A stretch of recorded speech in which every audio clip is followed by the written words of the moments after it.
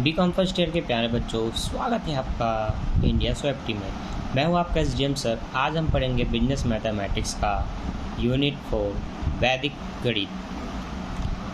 चूँकि ये syllabus change हो चुका था और मुझे पता ही नहीं था और ये शायद पिछले साल से बदल चुका है,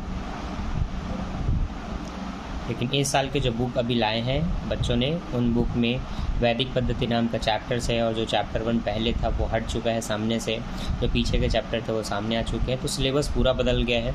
तो आपके पास भी अगर सेकेंड हैंड बुक होगा बीकॉम फर्स्ट ईयर मैथमेटिक्स और अकाउंट का, तो तुरंत आप उसको चेंज करो। आपके पास जो बिजनेस मैथमेटिक्स होना चाहिए वो न्यू बुक होना चाहिए इस साल का 2023-24 का, क्योंकि इस बार शिक्षा पद्धति में भी बदलाव हुए हैं। तो बुक्स भी बहुत ज़्यादा बदले हैं और कॉमर्स के बुक तो लगातार 17 के बाद से बदलते आ रहे हैं। 3 से 4 बार बदल चुके हैं, तो इस बार फिर से बदल चुका है, तो वो आपको नया बुक लेना पड़ेगा। तो न्यू बुक ले लो, ठीक है। वैदिक गणित आज हम सीखेंगे। अब चूँकि मेरे पास बुक प्रॉपर अभी नहीं है, तो आपको मैं इसके छोटे छोटे थ्योरी, इंपॉर्टेंट थ्योरी, जैसे कि वैदिक पद्धति क्या है, इसकी परिभाषा, वैदिक पद्धति में कितने सूत्र हैं, कितने उपसूत्र हैं, ये सब जो डिटेल से बताना था उसकी वीडियो मैं बाद में लेकर के आऊँगा। आज मैं इसमें जो आपके मुख्य 16 सूत्र होते हैं, ठीक है, वैदिक गणित के मुख्य सूत्र 16 हैं, उपसूत्र 13 हैं, ये आपको याद रख लेना है, ठीक है। मुख्य सूत्र 16 हैं और उपसूत्र जो है वो है 13, ठीक। अब लाइन से आपको जो सूत्र मिलेंगे वो है एकाधिकेन, एक न्यूनयन, ऊर्ध्वतिरभ्याम, निखिलम,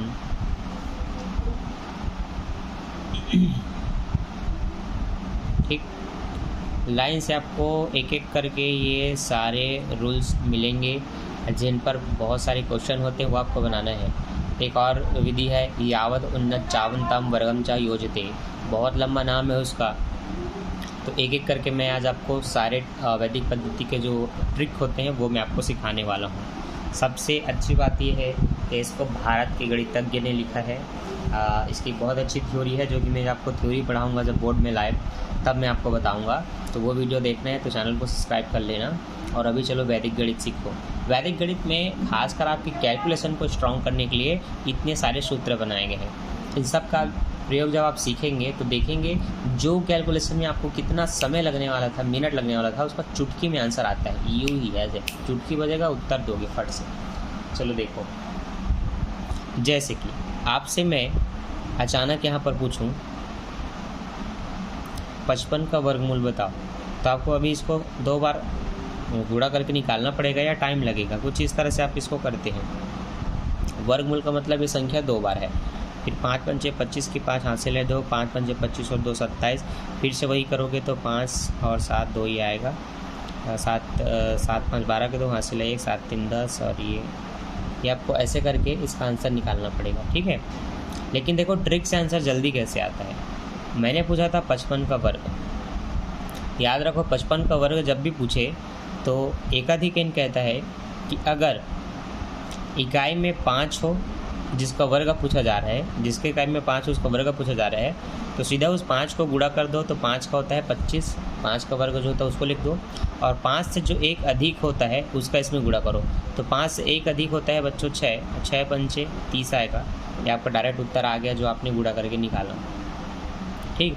तो एकाधिकेन का क्या रूल है, चलिए विस्तार से मैं आपको लिखवाता हूँ। इसको आपको नोट कर लेना है और मेरे साथ साथ फिर इसको बनाना है, ठीक है। तो देखो सबसे पहला रूल, अच्छा रूल लिखने वाले हैं एकाधिकेन का, ठीक है। तो ये एकाधिकेन हेडिंग डाल लो। रूल नंबर 1 नीचे लिखता हूँ, इकाइयों का योग 10 होना चाहिए। रूल कहता है कि जो इकाई की संख्या होगी दोनों तरफ, उन इकाइयों का योग 10 होना चाहिए। दूसरा रूल, दहाई की संख्या दोनों तरफ बराबर होनी चाहिए, तब उसमें एक अधिक का गुणा करना है। ठीक है, इकाइयों का योग 10 होना चाहिए और दहाई की संख्या दोनों तरफ समान होनी चाहिए, तब उससे एक अधिक का उसमें गुणा करना, ये रूल है। तो एग्जाम्पल के लिए अगर मैं कुछ क्वेश्चन इस तरह से लिखता हूँ,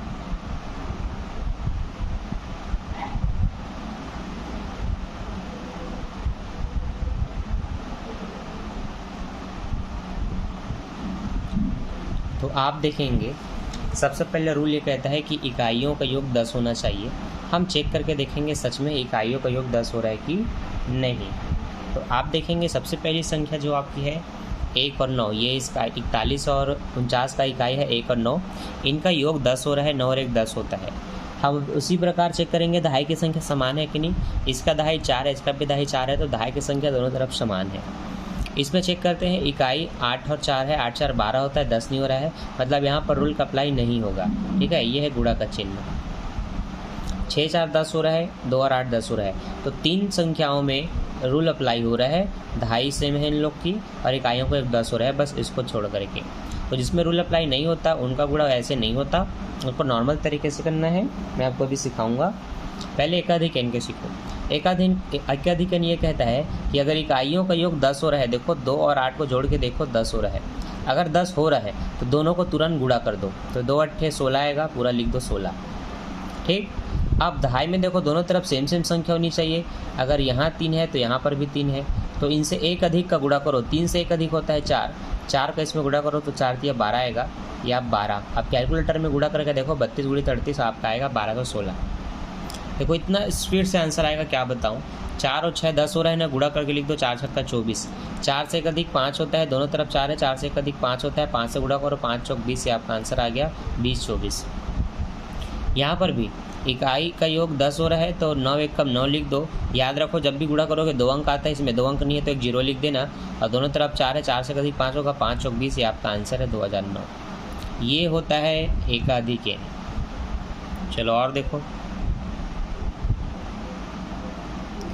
बहुत सारे क्वेश्चन मैं आपको अभी करवाने वाला हूँ, ताकि जो बच्चे बिल्कुल नहीं समझ पाते वो बच्चे भी देखें और आराम से सीखें। देखो बच्चों, इकाइयों का योग 6 4 10 हो रहा है, तो इनका गुणा कर दो, 4 छक्का 24। दोनों तरफ दहाई में 6 दिख रहा है ना, तो 6 के बाद क्या आता है 7, तो दोनों का गुणा कर दो बच्चों, 7 छक्का 42। तो दहाई में जब भी दोनों सेम होंगे तो उनके बाद जो आता है उसको उसमें गुणा करो। 6 के बाद 7 आता है तो 7 छक्का 42। 3 सत्ते 21, क्योंकि 7 3 10 हो रहा है, तभी गुणा करो, 3 सत्ते 21। 3 से एक अधिक 4 होता है, तो 4 तिया 12, आंसर आ गया 12 21। 6 चौक 24, 9 से एक अधिक 10 होता है, 10 निया 90, 8 दूनी 16, और 8 से एक अधिक 9, 9 8 72, तो आपका आंसर आ गया 72 16, 90 24, 12 21 और 42 24। ठीक है, समझ आ रहा है। अब इसी में कुछ क्वेश्चन ऐसे भी हो सकते हैं जो कि वर्ग में आपको दिए जाएँ ऐसे, जिसमें सबसे ज़्यादा कॉमन क्या बात होगी कि सबका इकाई यूनिट 5 ही होगा। क्या होगा 5, तो 5 का आपको वर्ग पता है 25 होता है, 5 5 25। 9 से एक अधिक 10 होगा, तो 10 निया यहाँ 90 लिख दो। ठीक है, ये आपका उत्तर 90 25। 5 का वर्ग होता है 25, 6 का अधिक 1 7 होता है, तो 7 छक्का 42 आएगा, ये रहा इसका उत्तर। 5 का 25 लिखो, 4 से एक अधिक 5 होता है, 5 चौक 20 आएगा, ये रहा इसका उत्तर। 5 का फिर से 25 होगा, 3 से एक अधिक 4 होता है, दोनों को गुणा करो, 3 चौक 12, आपका 12 25 उत्तर। तो देखो कितना सरल होता है किसी का वर्ग निकालना या ऐसी संख्याओं का गुणा करना जिनकी इकाइयों का योग 10 हो रहा है और दहाई की संख्या दोनों तरफ बराबर है। आई होप आपको समझ में आ गया होगा। अगर अभी भी कोई डाउट है तो देखो मैं अब 3 अंकों का बनाता हूँ। 6 और 4 10 हो रहा है, तो गुणा कर दो, 4 छक्का सीधा 24। दोनों तरफ 10 दिख रहा है आपको, ध्यान दो, इकाई के बाद जो भी इधर है वो 10 है। 10 से एक अधिक क्या होता है 11, तो 11 दहम 110, ये आ गया इसका उत्तर। देखो फिर से देखो, 5 पंचे होता है 25, और दोनों तरफ 10 है, तो 10 से एक अधिक 11, 11 दहम 110, ये आ गया दूसरा उत्तर। तो कौन सा क्वेश्चन है जो आपसे नहीं बनेगा ये बताओ। सारे क्वेश्चन आपसे बनेंगे, बस शर्तें प्रॉपर ध्यान से देख करके आप इसको खुद से बनाने की कोशिश करो। 9 1 कम 9 होगा, 2 संख्या नहीं आती तो एक 0 लिख लेना। 9 से एक अधिक 10 होता है, 10 निया 90, ये आपका उत्तर है। ठीक है, तो चाहे वर्गमूल निकालने को दे चाहे नॉर्मल ऐसे कोई दो अलग अलग संख्या दे, चेक क्या करना है, 8 2 10 हो रहे हैं कि नहीं, हो रहा है तो सीधा 8 दूनी 16 लिखो। दोनों तरफ सेम सेम दहाई में है कि नहीं, 8 8 है तो 8 से 1 अधिक 9 9 8 72। बस ऐसे चेक करो और बनाओ। ये जो हमने सीखा इस विधि का नाम है एकाधिक है, एक अधिक करना। लेकिन एक अधिक किस में होता है, दहाई वाले संख्या में। ठीक है,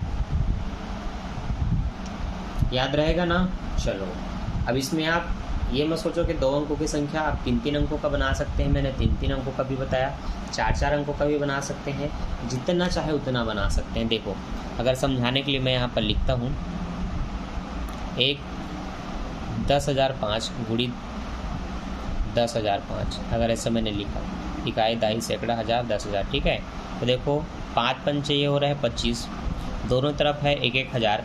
1,000 से 1 अधिक होता है 1,001। 1,001 और 1,000 का गुणा करूँगा तो 1,001 कम 1,001, और 1,000 का 3 जीरो गुणा करके यहाँ आएगा तो ये 3 जीरो लिख दो, ये आपका उत्तर है। तो क्वेश्चन जितना भी बड़ा हो आंसर तुरंत आता है चुटकी बजा के। ठीक है, समझ में आया। इसको बोलते हैं वैदिक पद्धति का गुणा। अब इसका एक भाई है, अब वो दूसरा पद्धति है, उस भाई का नाम है एक न्यूनयन। एक न्यूनयन सुन के चाइनीज़ नाम लग रहा होगा। एक न्यूनयन का मतलब है एक कम कर देना। ठीक है, चाइनीज़ ने इसको भारत के गणितज्ञों ने लिखा है, जिसका रूल हम आगे पढ़ेंगे। तो एक न्यूनयन में क्या होता है, एक कम किया जाता है। ठीक, आपने जो एक अधिक पढ़ा उसमें एक अधिक किया गया था, एक न्यूनयन में कम किया जाएगा। तो किस में कम किया जाएगा, देखो अगर मैंने आपको बोला 45 गुणित 99 करो और मेरे उत्तर बताओ, तो आप क्या करेंगे, 9 पंचे 45 की 5 हासिल है 4, 9 चौक 36 और 4 40 गुणित फिर से आएगा 9 पंचे 45 की 5 हासिल है 4, 9 चौक 36 और 40। फिर आप बताएंगे सर ये रहा उत्तर।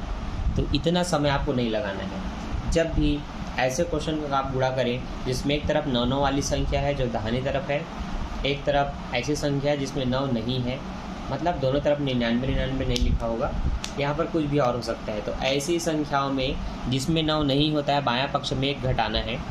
देखो रूल सीखो, अगर इसी क्वेश्चन को रूल से बनाते तो ये ऐसे बनता, जिसमें 9 नहीं है बाएं पक्ष में 9 नहीं है उसमें से 1 घटा दो, तो 45 में 1 जाएगा तो ये 44 हो जाएगा।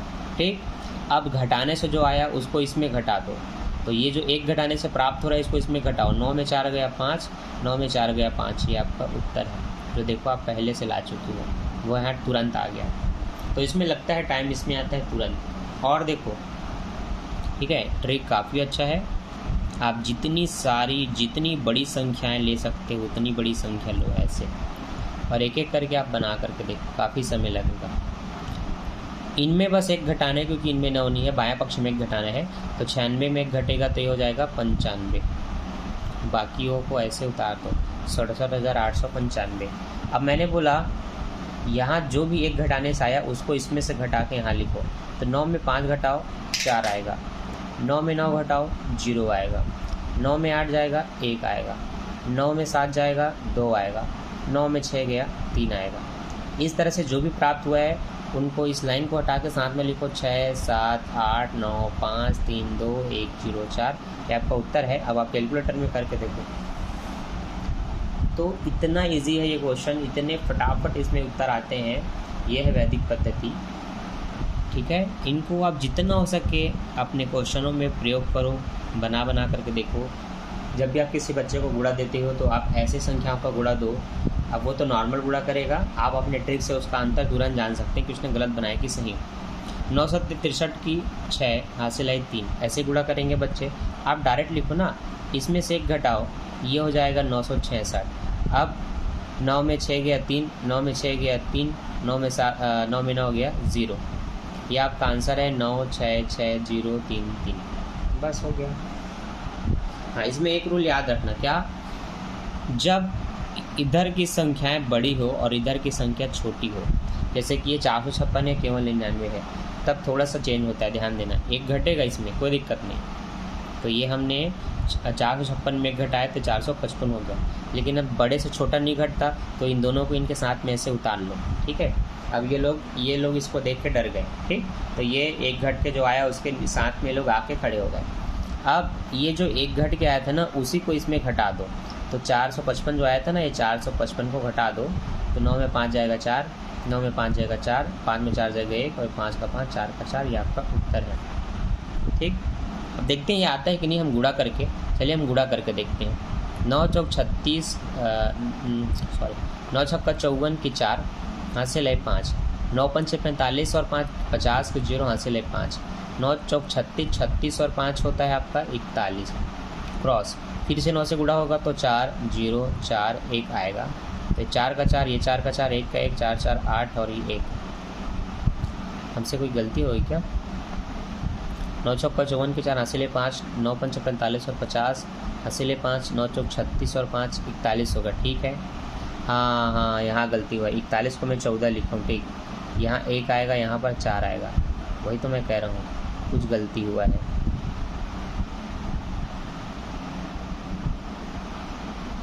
चार और 1 5 होगा, हाँ ठीक, ये 5 होगा।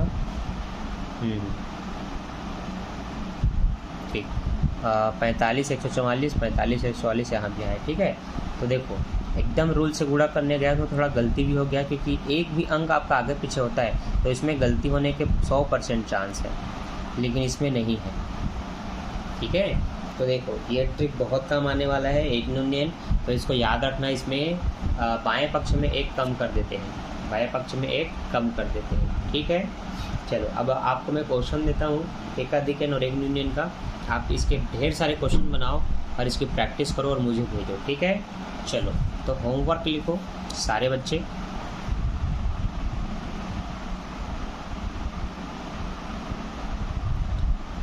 मैं क्वेश्चन लिखते जा रहा हूँ, आपको ध्यान देना है कौन से क्वेश्चन किस रूल से बनेंगे।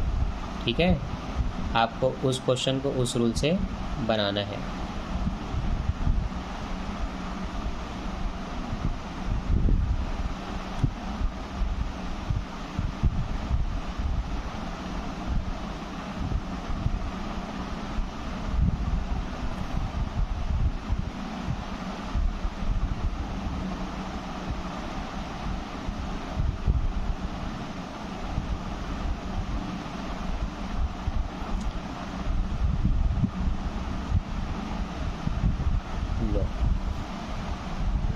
ये तो हो गया आपके पूरे उसके हिसाब से। ठीक है, अब इधर से जो क्वेश्चन दे रहा हूँ 10वें नंबर से, वो आपका एक यूनियन जैसे बनेगा।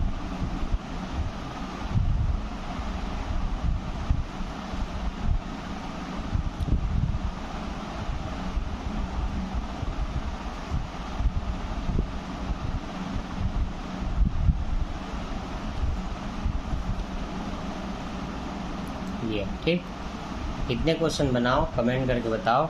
और हाँ, दोनों रूल सीख गए तो वीडियो को एक लाइक कर देना।